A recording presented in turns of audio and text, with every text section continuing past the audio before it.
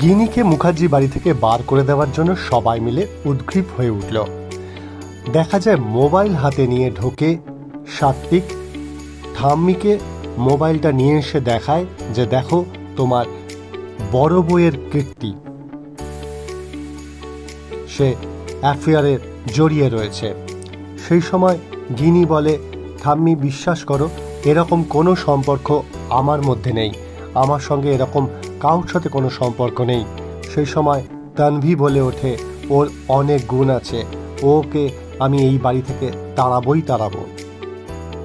গিনি কেঁদে ঠাম্মিকে বলে, ঠাম্মি বিশ্বাস করো, আমার এরকম কোনো সম্পর্কই নেই, এটা কোথা থেকে এসছে আমি নিজেই জানি না।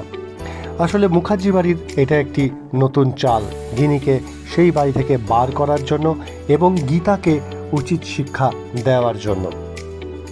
দেখা যায় যে প্রলয় এসে এবং প্রলয়ের বউ দুজনে মিলেই বলে যে না, এটা গিনির কোনো দোষ নেই, কিন্তু সাত্বিক বলে যে হ্যাঁ, এই SMS আমার কাছে এসছে, আমি আর এক মুহূর্ত ওর সঙ্গে থাকবো না, এই বাড়ি থেকে ওকে সরে যেতে হবে। শেষে দেখা যায় যে কোর্টে গিনি এসে দাঁড়িয়ে রয়েছে।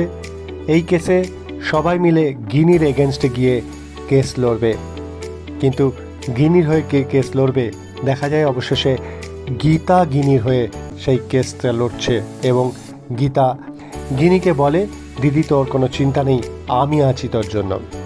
দেখা যাক কেসের আদৌ কি হয়। দেখতে থাকুন বিনি পয়সায় বিনোদন।